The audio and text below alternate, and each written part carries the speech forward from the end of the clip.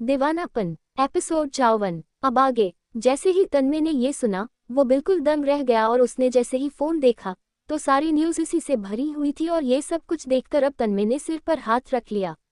वो धीरे से बोले, इसका मतलब अब पूरी दुनिया को पता चल गया कि जन्नत हमारा खून और हमारी बेटी नहीं है।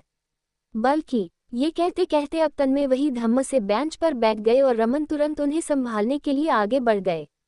3 महीने बाद सुबह का वक्त, Delhi, Connaught place, the ZWX cafe.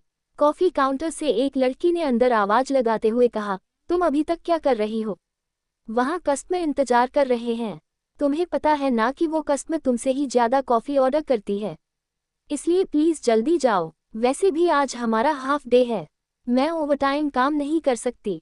इस लड़की की आवाज सुनकर हड़बड़ी के साथ एक लड़की अंदर से बाहर निकली। उसके हाथ में कॉफी की ट्रे थी। उसने एक नी लेंथ स्कर्ट पहन रखी थी और फॉर्मल शर्ट के ऊपर उसने मिनी टी लगा रखी थी, जो उसे कैफे का ड्रेस कोड था। उस लड़की के लंबे बाल खुले हुए थे। उस लड़की के चेहरे पर एक स्माइल बरकरार थी और वो स्माइल करते हुए उस लड़की से बोली, sorry ma'am, coffee is ready. उसे लड़की ने उसे घूरते हुए कहा, तो अब यहाँ खड़ी मुझे क्या देख रही हो? जाकर उन्हें दो जिसने ऑर्डर किया है। उस लड़की ये सुनकर अपना सिर हिलाया और वो तुरंत टेबल नंबर 22 पर चली गई। वहां पर 2 बूढ़ी औरतें बैठी हुई थी और वो बूढ़ी औरतों ने जब उस लड़की को अपनी तरफ आते देखा तो उन दोनों के चेहरे पर एक मुस्कुराहट आ गई। वो बूढ़ी औरत ने दूसरी बूढ़ी औरत से कहा, आ गई, हम कब से इसका इंतजार कर रहे थे। तभी वो लड़की उनके पास आए और प्यार से कॉफी को टेबल पर रखकर बोली, आई एम सॉरी, मैंने आपको इंतजार करवाया। Here is your coffee, enjoy. ये कहकर उसने अपना सर नीचे झुकाया और वहां से जाने लगी। लेकिन तभी वो बूढ़ी औरत ने उसे रोकते हुए कहा, बेटा मुझे तुमसे कुछ बात करनी थी। ये सुनकर उस खूबसूरत सी लड़की के चलते हुए कदम रुक गए और वो ना समझी में बोली, जी बताए, मैं आपकी क्या कर सकती हूँ? तभी वो बूढ़ी औरत ने थोड़ा हिचकिचाते हुए कहा, बेटा हम पिछले 1 हफ्ते से यहाँ कॉफ़ी पीने आ रहे हैं। तुम हमें बहुत पसंद आए और तुम्हारा नाम भी बहुत प्यारा है। हमें ये जानना था कि क्या तुम्हारा कोई बॉयफ्रेंड भी है या फिर कहीं तुम्हारी शादी तो नहीं हो गई। ये सुनते ही वो लड़की थोड़ा सा हिचकिचा गई और जबरदस्ती मुस्कुरा कर बोली, सॉर, पर हम अपनी पर्सनल डिटेल्स नहीं देते, आप अपनी कॉफ़ी एंजॉय कीजिए। ये कहकर वो लड़की फिर से जाने लगी तो दूसरी बूढ़ी औरत ने कहा, बेटा तुम्हारी वजह से ही हम पिछले 1 हफ्ते से आ रहे हैं, वरना हमें आने का कोई शौक नहीं है, क्योंकि इस पूरे कैफे में तुम ही हो जो बहुत प्यार से कस्टमर को हैंडल करती हो और तुम हमको प्यार से ट्रीट भी करती हो। इसलिए हमें तुम्हारा नेचर बहुत पसंद आया और हम तुम्हारे बारे में जानना चाहते थे। प्लीज़ हमें ये बात बता दो, क्योंकि इससे हम कुछ आगे बढ़ पाएंगे। ये सुनकर अब उस लड़की को कुछ समझ नहीं आया और वो हिचकिचाते हुए बोली, मैं आपकी बात नहीं समझी, आगे बढ़ने से आपका क्या मतलब है? तभी वो बूढ़ी औरत तुरंत अपने फ़ोन में किसी की फ़ोटो निकाली और उसे उस लड़की की तरफ बढ़ाकर बहुत ही घमंड के साथ बोली, ये मेरा बेटा है, ये IAS की तैयारी कर रहा है, यही दृष्टि IAS से, और बहुत जल्द इसका सिलेक्शन भी हो जाएगा, क्योंकि इसने रिटन टेस्ट पास कर लिया है। बस अब कुछ और भी इंटरव्यू होंगे, उसके बाद बहुत जल्दी ये डिस्ट्रिक्ट मजिस्ट्रेट बन जाएगा और हमें उसके लिए लड़की चाहिए थी जो खूबसूरत हो और उसका व्यवहार और बर्ताव अच्छा हो। तुम खूबसूरत भी हो और तुम्हारा नेचर भी बहुत अच्छा है, इसलिए हम चाहते हैं कि तुम एक बार हमारे बेटे से मिल लो और उससे अपनी जान पहचान बढ़ा लो, जिससे कि हम उससे तुम्हारी शादी की बात कर सकें। ये सुनते ही अब वो लड़की बिल्कुल शॉक्ड हो गई और वो जो फ़ोन को पकड़ने ही जा रही थी उसके हाथ वहीं पर रुक गए।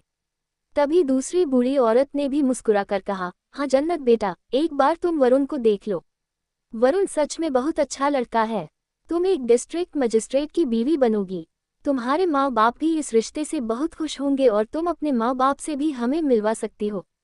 जैसे ही माँ बाप का जिक्र आया, अचानक से जन्नत के भाव बदल गए। उसने गुस्से के साथ कहा, आई एम सॉरी, पर नेक्स्ट टाइम से आप इस कैफे में मत आ, क्योंकि नेक्स्ट टाइम से मैं आपको सर्व नहीं कर सकती। ये कहकर वो गुस्से से वहां से चली गई। इधर उन दोनों बूढ़ी औरतों को कुछ समझ ही नहीं आया और उन दोनों ने मुंह बनाकर एक दूसरे को देखा। फिर दूसरी औरत ने कहा, अभी तक तो वो कितने अच्छे से सुन रही थी, मुझे तो लग रहा था कि हमारी बात बन जाएगी, लेकिन अचानक से उसे क्या हुआ? वो गुस्से में क्यों चली गई? क्या हमने कुछ गलत बोल दिया? तभी वहां पर दूसरी वेटर आए और उन दोनों बूढ़ी औरतों को घूर कर बोली, किसी लड़की की शादी की बात अगर आप डायरेक्ट उस लड़की से करेंगे तो जाहिर सी बात है वो अनकंफर्टेबल हो जाएगी, और क्या आपको यही जगह मिली ऐसी बातें करने को? आप उससे अलग से कहीं दूसरी जगह भी बात कर सकती हैं, और अब दोबारा से आप उसके पास भी मत आइएगा, क्योंकि जब वो एक बार किसी को रिजेक्ट कर देती है तो दोबारा उन्हें मुंह नहीं लगाती। वैसे भी जब से वो इस कैफ़े में काम कर रही है, पिछले 2 महीने से उसके पास बहुत सारे प्रपोजल आ चुके हैं, क्योंकि वो सिर्फ और सिर्फ वो खूबसूरत है, और मुझे इतना तो पता चल गया है कि इस दुनिया में खूबसूरती की बहुत कीमत है। ये सारी बातें सुनकर वो थोड़ी दोनों बूढ़ी औरतों ने मुंह बना लिया और वहां से उठकर चली गई। इधर वो लड़की सीधे अंदर की तरफ आई। वो जब अंदर पहुंची तो जन्नत उस वक्त दरवाजे से टिककर खड़ी थी। उसकी आंखों में कहीं ना कहीं नमी थी। उस लड़की ने उसे देखा तो मुस्कुरा कर बोली, तुम तो वाकई यहाँ बहुत पॉपुलर हो गई हो। चारों तरफ लोग तुम्हें ही देखते रहते हैं, और तो और ये 20वां प्रपोजल है जब तुमने रिजेक्ट किया हो। तुम हर बार ऐसे उदास क्यों हो जाती हो? सब कुछ ठीक है ना जन्नत? ये सुनते ही जन्नत ने खुद को संभाला और तुरंत मुस्कुरा कर बोली, सब कुछ ठीक है, बस मैं थोड़ा अनकंफर्टेबल हो जाती हूँ। ये सुनकर अनु ने मुस्कुरा कर कहा, कोई बात नहीं, मैं तुम्हारी प्रॉब्लम समझ सकती हूँ, लेकिन तुम वाकई बहुत लकी हो। उसी जगह मैं यहाँ पिछले 1 महीने से कम कर रही हूँ, पर अभी तक मुझे एक भी प्रपोजल नहीं मिला। इनफैक्ट कोई लड़का मुझे देखता तक नहीं है। मुझे तो कभी कभी खुद के ऊपर शक होता है, क्या मैं इतनी बदसूरत हूँ? उसकी ये बात सुनते ही जन्नत ने तुरंत अपना सरनामे हिलाया और बोली, नहीं, खुद को कभी कम मत समझना।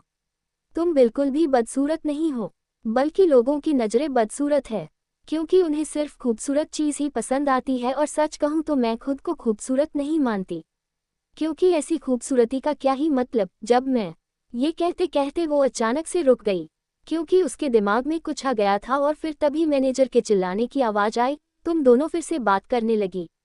आखिर तुम दोनों को सैलरी मैं किस बात की देती हूँ? चुपचाप बाकी कस्टमर को अटेंड करो। मैनेजर के चिल्लाने की आवाज़ सुनकर जन्नत घबरा गई और जल्दी से बोली, चलो अनु, हम चलते हैं। लेकिन अनु ने चिढ़कर कहा, मैं इस मैनेजर की तो एक दिन धज्जियां उड़ा दूंगी। देख लेना, अगर मैं इस नौकरी से निकल गई ना तो मैं इसे अच्छे से इंसल्ट और जलील करके निकलूंगी। उसकी बात सुनकर जन्नत हल्के से मुस्कुराए और बोली, नहीं, ये हमारा काम है, हमें इसकी रेस्पेक्ट करनी चाहिए। अब चलो। ये कहकर वो उसे लेकर सीधे बाहर चली गई। आज का सारा काम खत्म हो गया था और शाम के वक्त जन्नत अनु के साथ बाहर निकली। वो आसपास देखकर बोली, आजकल दिल्ली में कुछ ज्यादा ही बारिश का मौसम बना हुआ है। अनु ने शर्माते हुए कहा, कल मेरी एक डेट है और मैं तो चाहती हूँ कि मेरी इस डेट पर बारिश हो जाए, जिससे मैं अपने बॉयफ्रेंड को किस कर सकूं। उसकी ये बात सुनकर जन्नत ने हैरानी के साथ कहा, पर तुमने तो कहा था कि तुम्हारा कोई बॉयफ्रेंड नहीं है, तो फिर ये अचानक से बॉयफ्रेंड कहाँ से आ गया? इसके जवाब में अनु ने हंसते हुए कहा, वो मेरे कॉलेज का दोस्त है। अचानक से उसने मुझे डेट पर आने के लिए कहा तो मैं राजी हो गई। ये सुनकर जन्नत ने फिर मुस्कुरा कर कहा, कंग्रेचुलेशन, फाइनली तुम्हारा भी बॉयफ्रेंड बन गया। फिर अनु हुए बोली, मेरा तो बन गया, पर तुम्हारा कब बनेगा? तुम इतने सारे प्रपोजल को रिजेक्ट कर चुकी हो, कहीं ऐसा तो नहीं कि प्यार में तुम्हारा कोई इंटरेस्ट ही ना हो? प्यार का नाम सुनकर जन्नत ने मुस्कुरा कर कहा, यू आर राइट, मुझे प्यार तो क्या किसी भी चीज़ में कोई इंटरेस्ट नहीं है। मैं तो सिर्फ खुद को एक ऐसे मुकाम पर पहुंचते हुए देखना चाहती हूँ जहां पर लोग सिर्फ मेरे जन्नत नाम से मुझे पहचाने, ना कि मेरी कोई खूबसूरती या फिर मेरे कोई सरनेम। सरनेम बोलते बोलते वो एक बार फिर से रुक गई और उसने बात बदलते हुए कहा, बाय द वे, मुझे मार्केट में रुकना है, कुछ ग्रोसरी लेनी है। उसकी बात सुनकर अनु ने अपना सिर हिला दिया। कुछ ही देर में अनु ने उसे मार्केट में छोड़ दिया और वो वहां से चली गई। इधर जन्नत मार्केट में ग्रोसरी खरीदने लगी। कुछ ही देर में वो ग्रोसरी लेकर अपार्टमेंट में आई। वो एक छोटा सा अपार्टमेंट था, उसमें एक कमरा था और एक छोटा सा किचन था और एक छोटा सा ही वॉशरूम भी था। सामान काफी ज्यादा फैला हुआ था। जन्नत काफी थकी हुई थी। वो चुपचाप बेड पर बैठ गई और गहरी सांस लेकर बोली, आज तो मैं साफ सफाई नहीं कर पाऊंगी, क्योंकि आज मेरे अंदर बिल्कुल भी ताकत नहीं है। मैं अभी के लिए सिर्फ सोना चाहती हूँ। ये कहकर वो बेड पर लेट गई और कुछ देर में उसे नींद आ गई। रात के 10 बजे उसकी आंख खुली। जब उसकी आंख खुली तो वो जल्दबाजी के साथ पूरी साफ सफाई करने लगी। साफ सफाई करने के बाद उसने खाना बनाया, लेकिन खाना बनाते वक्त वो बार बार अपने कभी हाथों को जला लेती तो कभी कुछ प्रॉब्लम हो जाती है। जिस वजह से उसने फ्रस्ट्रेट होकर कहा, उफ मम्मा, काश आप यहाँ होते, मुझे ये कुकिंग करने में इतनी प्रॉब्लम ही ना होती और काश मैंने कुकिंग सीख ली होती तो आज मुझे ऐसे रूखा सूखा खाना ना खाना पड़ता। ये शिकायत करते हुए उसे कुछ एहसास हुआ और उसने अपने सर को पकड़कर कहा, मैं क्यों बार बार उन्हें याद करती हूँ, जबकि मुझे पता है कि वो मेरे कोई नहीं है। मैं पिछले 2 महीने से यहाँ रह रही हूँ।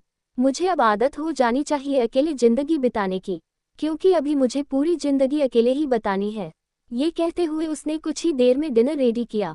डिनर रेडी करने के बाद उसने उसे प्लेट में सर्व किया और वो बेड पर जाकर खाने लगी। उसे खाते हुए वो अपने फ़ोन में कुछ रील स्क्रॉल कर रही थी।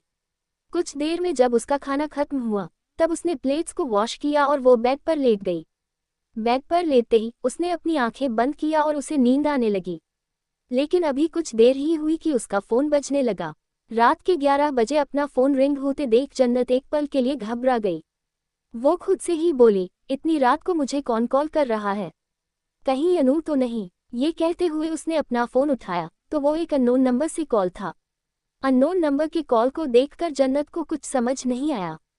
वो अपना सर खुजलाते हुए बोली, क्या मुझे इसे पिक करना चाहिए, कहीं कोई फ्रॉड कॉल हुआ तो, पर अगर मैं कॉल पिक नहीं करूंगी तो मुझे पता कैसे चलेगा। ये कहते हुए उसने आखिर में कॉल पिक किया। तभी उधर से अनु की घबराई हुई आवाज़ आई, जन्नत मैं बहुत बुरी तरह फंस चुकी हूँ, प्लीज़ मेरी हेल्प करो, प्लीज़ जल्दी आओ। ये सुनकर जन्नत ने हड़बड़ी के साथ कहा, अनु ये तुम बोल रही हो, पर ये तो तुम्हारा नंबर नहीं है ना, कहाँ हो तुम, क्या हुआ तुम्हें, बताओ मुझे, मैं अभी के अभी आ रही हूँ। उधर से अनु ने कहा, मैं लोकेशन भेज रही हूँ, बस तुम जल्दी से चली आओ, फिर मैं तुम्हें सब बताऊंगी। ये सुनकर दूसरे ही पर जन्नत ने कहा, ओके, तुम मुझे लोकेशन सेंड करो, मैं जल्दी आती हूँ। उसने कॉल कट किया और जल्दी से अपने कपड़े चेंज करते हुए बोली, पता नहीं क्या हुआ होगा उसको। ओह नो, वही मेरी इकलौती दिल्ली में दोस्त है और उसी की वजह से ही मैं यहाँ पर इस तरह से रह पा रही हूँ। अगर उसे कुछ भी हुआ तो मैं खुद को माफ़ नहीं कर पाऊंगी।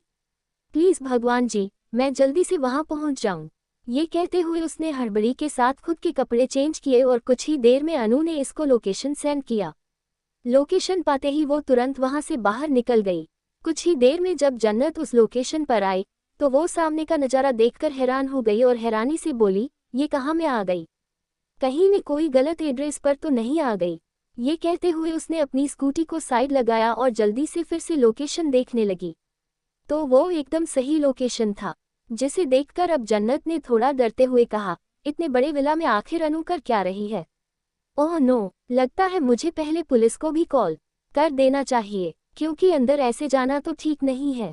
इसी के साथ जन्नत ने पुलिस के पास कॉल डायल कर दिया और अब वो सीधे उस आलीशान से विला के अंदर चली गई। किसने बुलाया है जन्नत को, कहीं वो फंसने तो नहीं वाली। कमेंट में बताना अगर सेकंड चैप्टर चाहिए हो।